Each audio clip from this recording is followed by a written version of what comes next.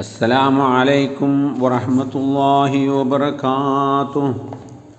अल्हम्दुलिल्लाह नहमदुहु व नस्तईनुहु व नस्तगफिरुह व नऊज़ु बिल्लाहि मिन शुरूरि अनफुसिना व मिन सय्यिआति अअमालिना। मन यहदिहिल्लाहु फला मुदिल्ल लहु व मन युद्लिल फला हादिय लहु वअश्हदु अन ला इलाहा इल्लल्लाहु वअश्हदु अन्ना मुहम्मदन अब्दुहु व रसूलुहु अरसलहु बिल हुदा व दीनिल हक़्क़ लियुज़हिरहु अलद्दीनि कुल्लिहि वलौ करिहल मुश्रिकून। अल्लाहुम्म सल्लि अला मुहम्मदिन व अला आलि मुहम्मद कमा सल्लैत अला इब्राहीम व अला आलि इब्राहीम।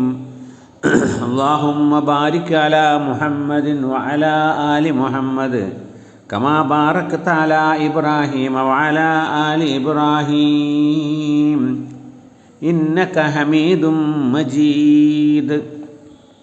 अम्मा बाद फ़इन्न खैरल हदीस किताबुल्लाह व खैरल हदी हदी मुहम्मदिन सल्लल्लाहु अलैहि वसल्लम व शर्रल उमूरि मुहदसातुहा व कुल्लु मुहदसतिन बिदअह व कुल्लु बिदअतिन ज़लालह। अय्युहन्नास ऊसीकुम व इय्याय अव्वलन बितक़्वल्लाह। अऊज़ु बिल्लाहि मिनश शैतानिर रजीम। बिस्मिल्लाहिर रहमानिर रहीम। या अय्युहल्लज़ीना आमनुत्तक़ुल्लाह हक़्क़ तुक़ातिह वला तमूतुन्न इल्ला व अंतुम मुस्लिमून। बिस्मिल्लाहिर रहमानिर रहीम। वलौ शाअ लआमन मन फिल अर्दि कुल्लुहुम जमीआ अफअन्त तुक्रिहुन्नास हत्ता യകൂനൂ മുഅ്മിനീൻ। സ്നേഹം നിറഞ്ഞ മുഅ്മിനീങ്ങളെ, മുഅ്മിനാത്തുകളെ, ലോകത്തിൻ്റെ രക്ഷിതാവായ അള്ളാഹുവിൻ്റെ നിയമങ്ങളും നിർദ്ദേശങ്ങളും ജീവിതത്തിൻ്റെ അഖില മേഖലകളിലും പാലിച്ചുകൊണ്ട് അള്ളാഹുവിൻ്റെ തഖ്വയുള്ള മുത്തഖീങ്ങളായി മുഅ്മിനീങ്ങളായി ജീവിതം നയിക്കണമേ എന്ന് ഓരോരുത്തരെയും ഉണർത്തുകയാണ്, ഉത്ബോധിപ്പിക്കുകയാണ്. ഇന്ത്യ മഹാരാജ്യം അതിൻ്റെ 78ാം സ്വാതന്ത്ര്യദിനം ആഘോഷിക്കുന്ന സുദിനത്തിലാണ് നമ്മളുള്ളത്. ഈ സന്ദർഭത്തിൽ സ്വാതന്ത്ര്യത്തെക്കുറിച്ചും നാടിനെ സ്നേഹിക്കേണ്ടതിൻ്റെ ആവശ്യകതയെക്കുറിച്ചുമൊക്കെ ഇസ്ലാം നൽകുന്ന പ്രാധാന്യം എന്താണെന്ന് മനസ്സിലാക്കുന്നത് സാന്ദർഭികമായിരിക്കും. ഈ ലോകത്ത് ജീവിക്കുന്ന സർവ്വ മനുഷ്യരുടെയും പ്രകൃതിപരമായ ഒരാവശ്യമാണ് സ്വാതന്ത്ര്യം എന്നുള്ളത്. സ്വാതന്ത്ര്യം ലഭിക്കാത്ത വ്യക്തികൾ അവരാഹാരം കഴിക്കുന്നുണ്ട്, അന്നപാനീയങ്ങൾ കുടിക്കുന്നുണ്ട്, എന്നാലും ജീവിതം മുന്നോട്ട് പോകുന്നുണ്ട് എങ്കിലും ആന്തരികമായി അവർ മരിച്ചുകൊണ്ടിരിക്കുകയാണ്. അടിമകളായ ആളുകൾ, ജയിൽവാസം അനുഭവിക്കുന്ന ആളുകൾ, ഇവരൊക്കെ തന്നെ സ്വാതന്ത്ര്യം നിഷേധിക്കപ്പെട്ട ആളുകളാണ്. അവർക്ക് സ്വാതന്ത്ര്യത്തിൻ്റെ ശുദ്ധവായു ശ്വസിക്കുവാൻ അതിയായ ആഗ്രഹം ഉണ്ടാവുമെന്നുള്ളതാണ്. മലയാളത്തിലെ പ്രസിദ്ധനായ ഒരു കവിതയുടെ പദ്യശകലമുണ്ട്. ബന്ധുര കാഞ്ചന കൂട്ടിലാണെങ്കിലും ബന്ധനം ബന്ധനം തന്നെ പാരിൽ എന്നാണ്. ഒരു തത്തയെ പിടിച്ചൊരു കിളിയെ പിടിച്ച് നമ്മൾ സ്വർണത്തിൻ്റെ കൂട്ടിലടച്ചാലും തേനും പാലും നൽകിയാലും അതിനത് ബന്ധനം തന്നെയാണ് എന്നുള്ളതാണ്. അപ്പോൾ ഓരോ മനുഷ്യനും സ്വാതന്ത്ര്യത്തിന് വേണ്ടി ദാഹിക്കുന്നവനാണ്. തൻ്റെ സ്വാതന്ത്ര്യത്തിൽ മറ്റൊരാൾ കൈകടത്തുന്നത് ആരും ഇഷ്ടപ്പെടുന്നില്ല. സ്വന്തമായി തീരുമാനമെടുക്കാനും കാര്യങ്ങൾ കൈകാര്യം ചെയ്യുവാനും തനിക്ക് സ്വാതന്ത്ര്യം ലഭിക്കണമെന്നാണ് എല്ലാവരും ആഗ്രഹിക്കുന്നത്. സ്വാതന്ത്ര്യത്തിൻ്റെ നിർവചനത്തെക്കുറിച്ച് പല നിർവചനങ്ങളും സ്വാതന്ത്ര്യത്തിന് വന്നിട്ടുണ്ട്. ഒരാൾ തൻ്റെ ഇഷ്ടത്തിനനുസരിച്ച് ഒരു കാര്യം പ്രവർത്തിക്കാനും പ്രവർത്തിക്കാതിരിക്കാനുമുള്ള കഴിവിനെയാണ് സ്വാതന്ത്ര്യം എന്ന് പറയുന്നത്. ഏതെങ്കിലും ഒരു വ്യക്തിയുടെയോ ജനതയുടെയോ രാജ്യത്തിൻ്റെയോ അടിമയാകാതെ എല്ലാ ആധിപത്യങ്ങളിൽ നിന്നും മുക്തനായി ബുദ്ധി ഉപയോഗിച്ച് കാര്യങ്ങൾ നിർവഹിക്കുവാനുള്ള കഴിവിനാണ് സ്വാതന്ത്ര്യം എന്ന് പറയുന്നത്. പ്രകൃതി മതമായ ഇസ്ലാം സ്വാതന്ത്ര്യത്തിൻ്റെ ഈ പ്രാധാന്യം മനസ്സിലാക്കുന്നുണ്ട്. മനുഷ്യന് സ്വതന്ത്ര ജീവിതം നയിക്കുവാനുള്ള എല്ലാ നിർദ്ദേശങ്ങളും ഇസ്ലാം സമർപ്പിക്കുന്നുണ്ട്. ഒന്നാമതായി അടിമത്തം അസ്വാതന്ത്ര്യം അനുഭവിക്കുന്ന അടിമകളുടെ മോചനത്തിന് വേണ്ടി ഇസ്ലാം വളരെയധികം നിയമങ്ങൾ നടപ്പിൽ വരുത്തിയിട്ടുണ്ട്. ഇസ്ലാമിലെ നിർബന്ധ കാര്യങ്ങളിൽപ്പെട്ട സക്കാത്തിൻ്റെ ഒരു വിഹിതം അടിമകൾക്ക് വേണ്ടി ചെലവഴിക്കാമെന്നാണ് വിശുദ്ധ ഖുർആനിൽ പറയുന്നത്. 9-ാം അധ്യായം തൗബയിലെ 60-ാം വചനത്തിൽ സക്കാത്ത് കൊടുക്കേണ്ടതായ 8 വിഭാഗം ആളുകളെക്കുറിച്ച് പറയുന്നുണ്ട്. അതിൽ പറയുന്നുണ്ട്, ഇന്നമസ്സദഖാതു ലിൽഫുഖറാഇ വൽ മസാകീന വൽ ആമിലീന അലയ്ഹാ വൽ മുഅല്ലഫതി ഖുലൂബുഹും വഫിർ റിഖാബി വൽ ഗാരിമീൻ. സക്കാത്ത് കൊടുക്കേണ്ടത് ലിൽ ഫുഖറാ, ദാനധർമ്മങ്ങൾ നൽകേണ്ടത് പാവങ്ങൾക്കും സാധുക്കൾക്കും സക്കാത്തിന് വേണ്ടി ജോലി ചെയ്യുന്ന ആളുകൾക്കും ഹൃദയം ഇസ്ലാമിലേക്ക് ഇണക്കപ്പെട്ട ആളുകൾക്കും വഫിർ റിഖാബ്, അടിമകൾക്കും വേണ്ടിയിട്ടാണ്. അപ്പോൾ അടിമകൾക്കും അടിമമോചനത്തിനും വേണ്ടി സക്കാത്ത് നൽകാമെന്ന് പറയുന്ന ഇസ്ലാമിൻ്റെ ഈ നിർദ്ദേശം അസ്വാതന്ത്ര്യം അനുഭവിക്കുന്ന അടിമകളുടെ സ്വാതന്ത്ര്യത്തിന് വേണ്ടിയുള്ള സുപ്രധാനമായ നിർദ്ദേശങ്ങളാണ്. അതുപോലെ തന്നെ അള്ളാഹുവിൽ അചഞ്ചല വിശ്വാസം പോലും അവൻ ചിന്തിച്ച് ബോധ്യപ്പെട്ടതിന് ശേഷം മാത്രം സ്വീകരിച്ചാൽ മതി എന്നാണ്. അള്ളാഹുവിലുള്ള വിശ്വാസം ആരെയും അടിച്ചേൽപ്പിക്കുന്നില്ല. അത് അവൻ ചിന്തിച്ച് ബോധ്യപ്പെട്ട് ഇഷ്ടപ്പെട്ടാൽ മാത്രം സ്വീകരിച്ചാൽ മതി. 2-ാം അധ്യായം സൂറത്ത് ബഖറയിലെ 256-ാം വചനത്തിൽ അല്ലാഹ് പറയുന്നു, ലാ ഇക്റാഹ ഫിദ്ദീൻ, ഈ മതത്തിൽ നിർബന്ധമില്ല, നിർബന്ധിച്ചുകൊണ്ട് മതത്തിലേക്ക് ആരെയും കൊണ്ടുവരേണ്ടതില്ല. ഓരോരുത്തർക്കും ഇഷ്ടമുള്ള മതവും ആശയവും തിരഞ്ഞെടുക്കാനുള്ള സ്വാതന്ത്ര്യം ഇസ്ലാം നൽകുന്നുണ്ട്. സൂറത്ത് യൂനുസിലെ 99-ാമത്തെ വചനത്തിൽ അല്ലാഹ് പറയുന്നുണ്ട്, വലൗ ശാഅ ലആമന മൻ ഫിൽ അർളി കുല്ലുഹും ജമീഅ അഫഅൻത തുക്രിഹുൻ നാസ ഹത്താ യകൂനു മുഅ്മിനീൻ. അള്ളാഹു ഉദ്ദേശിക്കുകയായിരുന്നെങ്കിൽ ലോകത്ത് ഒരു ജനവിഭാഗം മാത്രമേ ഉണ്ടാകുമായിരുന്നു അള്ളാഹുവിൽ വിശ്വസിക്കുന്ന മലക്കുകളെ മാതിരി. അള്ളാഹുവിൽ വിശ്വസിക്കുന്ന വിശ്വാസികൾ മാത്രമേ ഉണ്ടാവുമായിരുന്നുള്ളൂ. പക്ഷെ അള്ളാഹുവിൻ്റെ തീരുമാനമാണ് ലോകത്ത് മനുഷ്യർ അവരുടെ ചിന്താഗതി അനുസരിച്ച് ചിന്തിച്ച് വിശ്വസിക്കുന്നവരും വിശ്വസിക്കാത്തവരും ഒക്കെ ഉണ്ടാവുക എന്നുള്ളത്. എന്നിട്ട് ചിന്തിച്ച് മനസ്സിലാക്കി അള്ളാഹുവിനെക്കുറിച്ച് തിരിച്ചറിഞ്ഞ് ഇസ്ലാമിലേക്ക് വരണം എന്നാണ് അള്ളാഹു ആഗ്രഹിക്കുന്നത്. അപ്പോൾ വിശ്വാസകാര്യത്തിൽ പോലും സ്വാതന്ത്ര്യം ഇസ്ലാം അനുവദിക്കുന്നുണ്ട്. അതുപോലെ തന്നെ വ്യക്തി സ്വാതന്ത്ര്യം ഓരോ വ്യക്തിക്കും അനുവദനീയമായ രീതിയിൽ അനുഭവിക്കാവുന്ന എല്ലാ സ്വാതന്ത്ര്യവും ഇസ്ലാം നൽകുന്നുണ്ട്. വ്യക്തികൾക്ക് സമ്പത്തും മറ്റു വസ്തുക്കളും ഉടമപ്പെടുത്തുവാനും അധീനപ്പെടുത്തുവാനും അത് ഉപയോഗിക്കുവാനും അത് കൈവശം വെക്കുവാനുമുള്ള അവകാശം ഇസ്ലാം വകവെച്ചു കൊടുക്കുന്നു എന്നാണ്. അതുപോലെ തന്നെ അവൻ ഇഷ്ടപ്പെട്ട ജോലി ചെയ്ത് സമ്പാദിക്കുവാനുള്ള സ്വാതന്ത്ര്യം ഇസ്ലാം അനുവദിച്ചു കൊടുക്കുന്നുണ്ട്. ദാവൂദ് നബി അലൈഹി സ്വലാത്തു വസ്സലാം ഇരുമ്പ് ഉരുക്കി ആയുധങ്ങൾ നിർമ്മിച്ചിരുന്നു എന്നാണ്. മൂസാ നബിയും മുഹമ്മദ് നബിയും ഒക്കെ ആടുകളെ മേച്ചിരുന്നു, കച്ചവടം നടത്തിയിരുന്നു. അപ്പോൾ അങ്ങനെ അവനവന് ഇഷ്ടപ്പെട്ട തൊഴിലുകൾ എടുത്തുകൊണ്ട് ജീവിക്കുന്നത് ഇസ്ലാം അനുവദിക്കുന്നുണ്ട് എന്നാണ് ആ രംഗത്ത് നമുക്ക് മനസ്സിലാക്കാൻ സാധിക്കുന്നത്. അതുപോലെ തന്നെ ഒരു രാജ്യത്തിൻ്റെ അകത്തും പുറത്തുമൊക്കെ സ്വാതന്ത്ര്യത്തോടുകൂടി സഞ്ചരിക്കുവാനുള്ള അവകാശവും ഇസ്ലാം മനുഷ്യർക്ക് നൽകുന്നുണ്ട്. 67-ാം അധ്യായം സൂറത്ത് മുൽക്കിലെ 15-ാം വചനത്തിൽ അല്ലാഹ് പറയുന്നു, ഹുവല്ലദീ ജഅല ലക്കുമുൽ അർള ദലൂലൻ ഫംശൂ ഫീ മനാകിബിഹാ വകുലൂ മിർ റിസ്ഖിഹി വഇലൈഹിൻ നുശൂർ. ഭൂമിയെ നിങ്ങൾക്ക് വിധേയമാക്കി തന്നത് അല്ലാഹുവാണ്. അതുകൊണ്ട് ഭൂമുഖത്തിലൂടെ നിങ്ങൾ സഞ്ചരിച്ചു കൊള്ളുക. നിങ്ങൾക്ക് സഞ്ചാര സ്വാതന്ത്ര്യം ഇതാ അനുവദിച്ചിരിക്കുന്നു. എന്നിട്ട് നിങ്ങളുടെ ജീവിത വിഭവങ്ങൾ തേടിപ്പിടിച്ചുകൊണ്ട് നിങ്ങളെ ഹലാലായ രൂപത്തിൽ അധ്വാനിച്ച് ജീവിച്ചു അള്ളാഹുവിൻ്റെ ഭക്ഷണം നിങ്ങൾ ഭക്ഷിച്ചുകൊണ്ട് ജീവിക്കുക എന്ന് നൽകുന്നു. അതുപോലെ തന്നെ തൻ്റെ അഭിപ്രായം പറയുവാനുള്ള സ്വാതന്ത്ര്യം, അഭിപ്രായ സ്വാതന്ത്ര്യം വകവെച്ചു കൊടുക്കുന്ന മതമാണ് ഇസ്ലാം. ആരുടെ മുമ്പിലും തൻ്റെ അഭിപ്രായങ്ങൾ തുറന്നു പറയാനുള്ള സ്വാതന്ത്ര്യം ഇസ്ലാം നൽകുന്നുണ്ട്. അതാണ് നമ്മൾ കണ്ടത്. 2-ാം ഖലീഫ ഉമർ അൽ ഖത്താബ് റളിയല്ലാഹു അൻഹു മഹറിന് പരിധി നിശ്ചയിച്ചപ്പോൾ സദസ്സിലുണ്ടായിരുന്നൊരു സ്ത്രീ എഴുന്നേറ്റ് നിന്ന് ചോദിച്ചത്, അള്ളാഹു പരിധി നിശ്ചയിക്കാത്ത ഒരു കാര്യത്തിന് താങ്കളെങ്ങനെ പരിധി നിശ്ചയിക്കുമെന്ന് ചോദിക്കുകയുണ്ടായി. അതുപോലെ തന്നെ പ്രവാചകൻ സല്ലല്ലാഹു അലൈഹി വസല്ലം പറഞ്ഞു, അഫ്ദലുൽ ജിഹാദ് കലിമത്തു ഹഖ്ഖൻ ഇൻദ സുൽത്താനിൻ ജായിരിൻ. അക്രമിയായ ഒരു ഭരണാധികാരിയുടെ അടുക്കൽ സത്യത്തിൻ്റെ വചനമാണ് ജിഹാദ്, സമരങ്ങളിൽ വെച്ച് ഏറ്റവും വലിയ ഏറ്റവും ശ്രേഷ്ഠമായ സമരം എന്ന് പറയുകയുണ്ടായി. അപ്പോൾ ഇങ്ങനെ ഒരു മനുഷ്യന് അനുവദനീയമായ എല്ലാ സ്വാതന്ത്ര്യവും ഇസ്ലാം വകവെച്ചു കൊടുക്കുന്നുണ്ട്. എന്നാൽ ചിലർ തെറ്റിദ്ധരിച്ചതുപോലെ എല്ലാവിധ നിയന്ത്രണങ്ങളിൽ നിന്നുമുള്ള മോചനം, അതുപോലെ തന്നെ സ്വന്തം ബുദ്ധിക്കനുസരിച്ച് ജീവിക്കുക, അതല്ല സ്വാതന്ത്ര്യം. സ്വന്തം ഇഷ്ടപ്രകാരം ബുദ്ധിക്കനുസരിച്ച് ജീവിക്കുമ്പോൾ അത് അനർത്ഥങ്ങളിലേക്കും അതുപോലെ തന്നെ ദേഹേച്ഛയിലേക്കും ഒക്കെ എത്തിച്ചേരും എന്നാണ്. മനുഷ്യൻ്റെ ഇച്ഛക്ക് വിധേയനായി സ്വന്തം ഇച്ഛക്കനുസരിച്ച് ജീവിക്കുന്നൊരവസ്ഥ ഉണ്ടായാൽ അത് മനുഷ്യന് തന്നെ മോശമാണ്.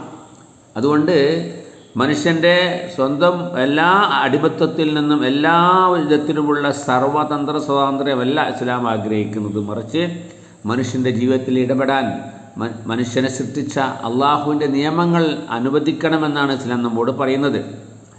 ഖുർആൻ പറയുന്നുണ്ട് ഇത്തരം ആളുകളെക്കുറിച്ച്, സ്വന്തം ഇഷ്ടം മാത്രം ഇഷ്ടത്തിനനുസരിച്ച് മാത്രം ജീവിക്കുന്ന ചില ആളുകൾ, ആ ഇഷ്ടങ്ങളെ ദൈവങ്ങളാക്കിയ ആളുകൾ, അവരെക്കുറിച്ച് സൂറത്ത് ജാസിയയിൽ അല്ലാഹ് പറയുന്നുണ്ട്, അഫറഅയ്ത മനിത്തഖദ ഇലാഹഹു ഹവാ. തൻ്റെ ഇലാഹായിട്ട് സ്വന്തം ഇച്ഛകളെ സ്വീകരിച്ച ആളുകളെ നിങ്ങൾ കണ്ടോ എന്ന് ചോദിക്കുന്നുണ്ട്, അല്ലേ? ഇച്ഛകളെ ദൈവമാക്കുക, അള്ളാഹുവിൻ്റെ നിയമങ്ങളെ തിരസ്കരിച്ചുകൊണ്ട് സ്വന്തം ഇഷ്ടങ്ങൾക്കനുസരിച്ച് ജീവിതത്തെ ക്രമപ്പെടുത്തി അങ്ങനെ ജീവിക്കാൻ തീരുമാനിച്ച ആളുകളെക്കുറിച്ചാണ് ഇവിടെ പറയുന്നത്.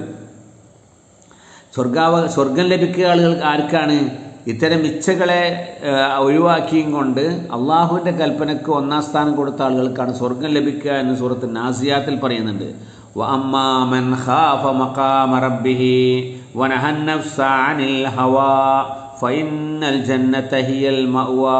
അള്ളാഹുവിൻ്റെ മുമ്പിൽ നിൽക്കണമെന്നുള്ള പേടിയും ബോധവുമുള്ള ആളുകൾ, വനഹൻ നഫ്സ അനിൽ ഹവാ, ആ ഒരു ബോധത്തിൻ്റെ അടിസ്ഥാനത്തിൽ ഇച്ഛകൾക്കനുസരിച്ച് പ്രവർത്തിക്കാതെ അള്ളാഹുവിൻ്റെ നിയമങ്ങൾക്കനുസരിച്ച് പ്രവർത്തിച്ച ആളുകൾ, ഫൈനൽ ജന്നത ഹിയൽ മഅ്വാ, അവർക്കാണ് സ്വർഗം അള്ളാഹു അഭയസ്ഥാനമായി നൽകുക എന്നുള്ളതാണ്.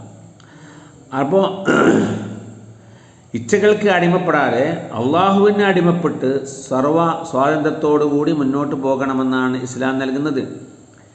ഇതുപോലെ ഇസ്ലാം മനുഷ്യർക്ക് നൽകുന്ന ഒരു വലിയ അവകാശമാണ് മരണം വരെ സ്വാതന്ത്ര്യത്തോടെ പിറന്ന നാട്ടിൽ ജീവിക്കുവാനുള്ള അവകാശം. ജന്മനാടിനോടുള്ള സ്നേഹം ഓരോ മനുഷ്യൻ്റെയും രക്തത്തിൽ ഊട്ടപ്പെട്ടതാണ്. അവൻ്റെ പെരുമാറ്റത്തിലും സ്വഭാവത്തിലുമൊക്കെ ഈ സ്വാധീനം നമുക്ക് കാണുവാൻ സാധിക്കും. ഒരു മനുഷ്യൻ വിദേശ രാജ്യത്ത് വളരെ സുഖത്തിലും സൗകര്യത്തിലും ജീവിക്കുകയാണെങ്കിലും അവൻ്റെ മനസ്സിൻ്റെ ഉള്ളറകളിലേക്ക് നാടിനെക്കുറിച്ച് ഓർമ്മകൾ ഇങ്ങനെ തികട്ടി വരിക സ്വാഭാവികമാണ്, അല്ലേ? ആ നാടിൻ്റെ ഓർമ്മകൾ അവൻ വന്നുകൊണ്ടേയിരിക്കും. അവൻ കുട്ടിക്കാലം ചെലവഴിച്ചതും അവൻ്റെ ബാല്യവും യൗവനവും ഒക്കെ ചെലവഴിച്ച നാടിനെക്കുറിച്ചുള്ള ഓർമ്മകൾ. മഹാനായ സഹാബി ബിലാൽ ഇബ്നു റബാഹയെക്കുറിച്ച് നമ്മൾ കേട്ടിട്ടുണ്ട്. അദ്ദേഹം ഒരുപാട് മർദ്ദനങ്ങളും പീഡനങ്ങളും ഇസ്ലാമായതിൻ്റെ പേരിൽ സഹിക്കേണ്ടി വന്ന ഒരു വ്യക്തിത്വമാണ്. അങ്ങനെ അദ്ദേഹം മദീനയിലേക്ക് ഹിജറ പോകുന്നുണ്ട്. മദീനയിൽ ഹിജറ പോയി അദ്ദേഹം അവിടെ വെച്ച് പനി പിടിപെട്ടുകൊണ്ട് കിടക്കുമ്പോൾ അദ്ദേഹത്തിൻ്റെ മക്കയിൽ അദ്ദേഹം കഴിച്ചു കൂട്ടിയ കാലത്തെക്കുറിച്ച് ഓർമ്മയുണ്ടായി. മക്കയിലെ മലകളും മക്കയിലെ ചെടികളും മക്കയിലെ വെള്ളമുള്ള പ്രദേശങ്ങളുമൊക്കെ അദ്ദേഹത്തിൻ്റെ ചിന്താശകലത്തിൽ വന്നപ്പോൾ അദ്ദേഹം ഒരു കവിതയിൽ അത് ഇങ്ങനെ അനാവരണം ചെയ്യുന്നുണ്ട്. അലാ ലൈത ശഅരി ഹല്ലബീതന്ന ലൈലതൻ ബിവാദിൻ വഹൗലി ഇദ്ഖിറും വജലീലു വഹല്ലരിദൻ യൗമൻ മിയാഹാ മജിന്നത്തിൻ വല്യബ്ദു വല്ലി ശാമത്തും വതഫീലു. എനിക്കറിയുകയില്ല ഒരു രാത്രിയിൽ ഒരു താഴ്വരയിൽ എനിക്ക് ജീവിക്കുവാൻ സാധിക്കുമോ എന്ന്. എങ്ങനെയുള്ള താഴ്വരയാണ്? വഹൗലി ഇദ്ഖിറും വജലീലു, ഇദ്ഖിർ ജലീൽ പോലെയുള്ള മക്കയിൽ വളരുന്ന ചെടികൾ വളരുന്ന ആ ഒരു താഴ്വരയിൽ, അഥവാ മക്ക താഴ്വരയിൽ എനിക്ക് ജീവിക്കുവാൻ കഴിയുമോ എന്ന് എനിക്കറിയില്ല. വൽ അരിദൻ യോമൻ മിയഹ മജന്നത്തിൻ, മജന്ന എന്ന ചെടി, മജന്നയിലെ വെള്ളമുള്ള പ്രദേശം എനിക്ക് അവിടെ എത്തിച്ചേരാൻ കഴിയുമോ എന്ന് എനിക്കറിയില്ല. വഹല്യബ്ദുവല്ലി ഷാമത്തും വത്തഫീലും, മക്കയിലെ മലകളായ ഷാമയും തഫീലുമൊക്കെ എനിക്കിനിയും വെളിപ്പെടുമോ എന്ന് പറയുവാൻ സാധ്യമല്ല എന്ന് പറഞ്ഞുകൊണ്ട് അദ്ദേഹം തൻ്റെ രാജ്യത്തോടുള്ള സ്നേഹം അവിടെ വെച്ച് പ്രകടിപ്പിക്കുകയാണ്. അതുപോലെ തന്നെ മഹാനായ റസൂൽ കരീം സല്ലല്ലാഹു അലൈഹി വസല്ലമ രാത്രിയിൽ ഹിജ്റ പോകുമ്പോൾ അലി റളിയല്ലാഹു അൻഹു തൻ്റെ ബെഡിൽ കിടത്തിക്കൊണ്ട് ഹിജ്റ പോകുമ്പോൾ മക്കയുടെ അതിർത്തി പിന്നിടുന്ന സന്ദർഭത്തിൽ മക്കയെ നോക്കിയും കൊണ്ട് പ്രവാചകൻ പറഞ്ഞൊരു വാക്കുണ്ട്, മാ അത്യബകി മിൻ ബൽദത്തിൻ വഅഹബ്ബകി ഇലയ്യ, നീ എനിക്ക് ഏറ്റവും ഇഷ്ടപ്പെട്ട രാജ്യമാണ് ഓ മക്ക എന്ന് പറഞ്ഞുകൊണ്ട് എനിക്കേറ്റവും ഇഷ്ടപ്പെട്ട എനിക്കേറ്റവും നല്ല രാജ്യം നീ തന്നെയാണ്. വലൗലാ അന്ന ഖൗമി അഖ്റജൂനി മിൻകി മാ സകൻതു ഗൈറകി, നിൻ്റെ നാട്ടുകാരെ മക്കയിലുള്ള ആളുകൾ, ഖുറൈശികൾ, ശത്രുക്കൾ എന്നെ ഇവിടെ നിന്ന് പുറത്താക്കിയത് കൊണ്ടാണ് ഞാൻ ഈ നാട് വിട്ടു പോകുന്നത്. ഒരിക്കലും ഈ നാട് വിട്ടു പോകാൻ എനിക്ക് ആഗ്രഹമില്ല എന്ന് പിറന്ന മണ്ണിനോടുള്ള കൂറും സ്നേഹവും പ്രവാചകൻ സല്ലല്ലാഹു അലൈഹി വസല്ലം അവിടെ പ്രകടിപ്പിക്കുകയാണ്. പിറന്ന മണ്ണിൽ മരണം വരെ ജീവിക്കുവാനുള്ള അവകാശം ഇസ്ലാം ഓരോ വ്യക്തിക്കും വകവെച്ചു കൊടുക്കുന്നുണ്ട്. വിശ്വാസ സംരക്ഷണത്തിനായി ഹിജ്റ പോകേണ്ടി വന്നാൽ മാത്രം അതിന് സന്നദ്ധമാവണം എന്നാണ് ഇസ്ലാം പറയുന്നത്. തൻ്റെ വിശ്വാസമനുസരിച്ച് ഒരു നാട്ടിൽ ജീവിക്കുവാൻ സാധിക്കാത്ത ഒരവസരം വന്നു കഴിഞ്ഞാൽ വിശ്വാസ സംരക്ഷണത്തിന് വേണ്ടി അത് ലഭിക്കുന്ന ഒരു രാജ്യത്തിലേക്ക് ഹിജ്റ പോകാൻ ഇസ്ലാം അനുവാദം നൽകുന്നുണ്ട്. ഒമൻ യുഹാജിർ ഫീ സബീലില്ലാഹ് യജിദ് ഫിൽ അർളി മുറാഗമൻ കസീറൻ വസഅതൻ, ആരെങ്കിലും അള്ളാഹുവിൻ്റെ മാർഗത്തിൽ ഹിജ്റ പോവുകയാണെങ്കിൽ ഭൂമിയിൽ അവന് ആശ്രയത്വം ലഭിക്കും, വസഅതൻ ഭക്ഷണത്തിൽ അവന് വിശാലതയും ലഭിക്കുമെന്ന് പറയുന്നുണ്ട്. അപ്പോൾ അങ്ങനെ ഹിജ്റ പോകുന്ന സന്ദർഭത്തിൽ മാത്രമാണ് അത്ര സന്ദർഭത്തിലുമാണ് സ്വദേശം വിട്ടുപോകേണ്ടി വരിക എന്നുള്ളതാണ്. അപ്പോൾ ഈ വിധത്തിൽ സ്വന്തം രാജ്യത്തെ സ്നേഹിക്കണമെന്ന് പഠിപ്പിക്കുന്ന മതമാണ് ഇസ്ലാം. അതുകൊണ്ട് തന്നെ ഇന്ത്യൻ സ്വാതന്ത്ര്യ സമരത്തിൽ ബ്രിട്ടീഷുകാർക്കെതിരെ പോരാടിയവരിൽ 65% മുസ്ലിങ്ങളായിരുന്നു എന്നാണ് ചരിത്രം നമ്മോട് പറഞ്ഞു തരുന്നത്. ഇന്ത്യൻ സ്വാതന്ത്ര്യ സമരത്തിൽ മുസ്ലിങ്ങളുടെ എണ്ണം 65% അത്രയും അധികം ആളുകൾ ന്യൂനപക്ഷമായിരുന്നിട്ട് പോലും സ്വാതന്ത്ര്യ സമരത്തിൽ അവരുടെ സാന്നിധ്യം വളരെ കൂടുതലായിരുന്നു എന്നാണ് ചരിത്രം നമ്മെ പഠിപ്പിക്കുന്നത്. ജന്മനാടിന് വേണ്ടി പോരാടി രക്തസാക്ഷിത്വം വഹിച്ച ഒട്ടേറെ മുസ്ലിം വനിതാ രക്തങ്ങളും അക്കൂട്ടത്തിലുണ്ട്. ബീഗം ഹസ്രത്ത് മഹൽ, അസീസൻ ബീഗം, സീനത്ത് മഹൽ, അസീമ ബീഗം, സൈറ ബീഗം തുടങ്ങിയ മുസ്ലിം വ്യക്തിത്വങ്ങൾ അവരെ ബ്രിട്ടീഷുകാർക്കെതിരെ പോരാടി രക്തസാക്ഷിത്വം വഹിച്ചവരാണ്. എന്നാൽ അവരുടെ ആ ചരിത്രമൊക്കെ ഇന്ന് ചരിത്രത്താളുകളിൽ നിന്ന് മറക്കപ്പെട്ടുകൊണ്ടിരിക്കുന്ന ഒരു കാലഘട്ടത്തിലാണ് നമ്മൾ ജീവിക്കുന്നത്. സ്വാതന്ത്ര്യം ലഭിച്ച് 78 വർഷം പിന്നിടുമ്പോൾ നമ്മുടെ നാട്ടിലെ മതന്യൂനപക്ഷങ്ങൾ വലിയ ഭീതിയിലാണ് ജീവിച്ചു കൊണ്ടിരിക്കുന്നത്. ഫാസിസം ജനങ്ങളെ ഭിന്നിപ്പിച്ച് ഭരണം നിലനിർത്താൻ വേണ്ടി ശ്രമിച്ചുകൊണ്ടിരിക്കുകയാണ്. പൗരാവകാശങ്ങൾ ഇല്ലാതാക്കാനുള്ള ശ്രമങ്ങൾ ഒരു ഭാഗത്ത് നടന്നു വരുന്നു. വർഷങ്ങളായി ഇവിടെ ജനിച്ച് ജീവിച്ചു വന്ന ഒട്ടേറെ പേരെ വിദേശികളായി മുദ്രകുത്തി നാട് കടത്തപ്പെടുന്നു. എന്തിനേറെ ജനാധിപത്യത്തിൻ്റെ ആണിക്കല്ലായ തിരഞ്ഞെടുപ്പ് പോലും അട്ടിമറിക്കപ്പെടുന്ന ഒരു അവസ്ഥയിലാണ് ഇന്ന് നമ്മൾ ഉള്ളത്. ഈ ഒരു അവസരത്തിൽ നമുക്കിവിടെ ഒട്ടേറെ കാര്യങ്ങൾ ചെയ്യാനുണ്ട്. വർഗീയ ഫാസിസത്തിനെതിരെ ജനാധിപത്യ രീതിയിൽ നമ്മൾ പ്രതിഷേധിക്കുക. നമ്മുടെ നാട്ടിൽ ബഹുസ്വരതയും സമാധാനവും നിലനിൽക്കാനുള്ള പ്രവർത്തനങ്ങൾക്ക് നമ്മൾ ശക്തി പകരുക. വ്യത്യസ്ത മതവിഭാഗങ്ങൾ വളരെ സ്നേഹത്തിലും ബഹുമാനത്തിലും ജീവിച്ചിരുന്ന രാജ്യമാണ് നമ്മുടേത്. അതിന് കോട്ടം വരാൻ നമ്മൾ അനുവദിക്കരുത് എന്ന വ്യത്യസ്ത പൂക്കൾ വിരിയുന്ന മലർവാടിയായി നമ്മുടെ രാജ്യം ഇനിയും നിലനിൽക്കണം. ഹിന്ദുവും മുസൽമാനും ക്രൈസ്തവനും ജൈനനും ഒക്കെ തന്നെ സ്നേഹത്തിൽ സൗഹൃദത്തിൽ പരസ്പരം ഇടപെടുന്ന രാജ്യത്തിൻ്റെ പുരോഗതിക്കായി പ്രവർത്തിക്കുന്ന ഒരു അവസ്ഥ ഈ നാട്ടിൽ ഉണ്ടാവണം. നാട്ടിലെ സമാധാന അന്തരീക്ഷം തകർക്കുവാൻ ആരെയും അനുവദിക്കരുത് എന്നാണ്. നാട്ടിൽ സമാധാനമുണ്ടാവുക എന്നുള്ളത് വലിയൊരു അനുഗ്രഹമായിട്ടാണ്. ഇബ്രാഹിം നബി അലൈഹി സ്വലാത്തു വസ്സലാം തൻ്റെ ഭാര്യയായ ഹാജറയെയും മകൻ ഇസ്മായിലിനെയും മക്കയിൽ കൊണ്ടുപോയി താമസിച്ചതിന് ശേഷം അദ്ദേഹം പ്രാർത്ഥിച്ച പ്രാർത്ഥനകളിൽ സുപ്രധാനമായ പ്രാർത്ഥന റബ്ബി ജിഅൽ ഹാദാ ബലദൻ ആമിന, പടച്ചവനെ രാജ്യം ഒരു സമാധാനത്തിൻ്റെ രാജ്യമാക്കി മാറ്റണമേ, നിർഭയത്വമുള്ള സമാധാനമുള്ള രാജ്യമാക്കി മാറ്റണമേ എന്നാണ്. അപ്പോൾ ഒരു രാജ്യത്ത് സമാധാനമുണ്ടാകുവാനുള്ള മാർഗങ്ങൾ പടച്ചവൻ നമുക്ക് പറഞ്ഞു തരുന്നുണ്ട്. ഒന്നാമത്തെ മാർഗം അള്ളാഹുവിൽ വിശ്വസിച്ച് അതിനനുസരിച്ച് കൊണ്ടുള്ള ജീവിതം കാഴ്ചവെച്ച് ഒരു പ്രദേശത്തുള്ളവർ ജീവിക്കാൻ തയ്യാറായാൽ അവിടെ അള്ളാഹുവിൻ്റെ സമാധാനം അവർക്ക് ലഭിക്കുമെന്നാണ്. ഖുർആനിലെ സൂറത്ത് നഹലിലെ 112-ാം വചനത്തിൽ അല്ലാഹ് പറയുന്നുണ്ട്, വളറബല്ലാഹു മസലൻ ഖറിയതൻ കാനത്ത് ആമിനതൻ യഅ്തിഹാ റിസ്ഖുഹാ റഗദൻ മിൻ കുല്ലി മകാൻ. അള്ളാഹു ഉദാഹരണം പറഞ്ഞു തരികയാണ്, ഒരു ഗ്രാമത്തിൻ്റെ ഉദാഹരണം. കാനത്ത് ആമിനത്തൻ, നിർഭയമായി ജീവിക്കുന്ന ഒരു രാജ്യമായിരുന്നു അവർ. അള്ളാഹുവിൽ വിശ്വസിച്ചുകൊണ്ട് നിർഭയമായി ജീവിക്കുന്ന രാജ്യമായിരുന്നു. യഅ്തിഹാ റിസ്ഖുഹാ റഗദൻ, അവിടുത്തെ ഭക്ഷണം സുഭിക്ഷമായി അവിടേക്ക് വന്നുകൊണ്ടിരുന്നു. മിൻ കുല്ലി മക്കാനിൻ, എല്ലാ പ്രദേശത്തു നിന്നും. ഫകഫറത്ത് ബിഅൻഉമില്ല, അങ്ങനെ അവർ അള്ളാഹുവിൻ്റെ അനുഗ്രഹത്തെ നിഷേധിച്ചു കളഞ്ഞു. ഫഅദാഖഹുല്ലാഹു ലിബാസൽ ജൂ, അങ്ങനെ അള്ളാഹു അവർക്ക് വിശപ്പിൻ്റെ വസ്ത്രവും വൽ ഖൗഫി, ഭയത്തിൻ്റെ വസ്ത്രവും അവർക്ക് നൽകി. ബിമാ കാനൂ യസ്നഊൻ, അവർ പ്രവർത്തിച്ചത് കാരണമായിട്ട് എന്നാണ്. നമുക്ക് ചെയ്യുവാനുള്ളത് അള്ളാഹുവിൽ വരമേൽപ്പിച്ചുകൊണ്ട് വിശ്വാസമർപ്പിച്ച് അള്ളാഹുവിൽ തവക്കുൽ ചെയ്തുകൊണ്ട് മുന്നോട്ട് പോകുക എന്നുള്ളതാണ്. അപ്പോൾ അള്ളാഹുവിൻ്റെ അനുഗ്രഹം നമുക്ക് ലഭിക്കും. സൂറത്ത് ആറാഫിൽ അള്ളാഹ് പറയുന്നുണ്ട്, വലൗ അന്ന അഹ്ലൽ ഖുറാ ആമനൂ വത്തഖൂ ലഫതഹ്നാ അലൈഹിം ബറകാതിൻ മിനസ് സമാഇ വൽ അർള്. ഒരു ഗ്രാമവാസികൾ, ഒരു പ്രദേശത്തുള്ള ആളുകൾ വിശ്വസിക്കുകയും അള്ളാഹുവിനെ സൂക്ഷിക്കുകയും അങ്ങനെ ജീവിക്കുകയും ചെയ്താൽ ലഫതഹ്നാ അലൈഹിം ബറകാതിൻ മിനസ് സമാ, ആകാശലോകത്തു നിന്നും ഭൂമിയിൽ നിന്നും അവർക്ക് അനുഗ്രഹം നാം വർഷിപ്പിച്ചു കൊടുക്കും.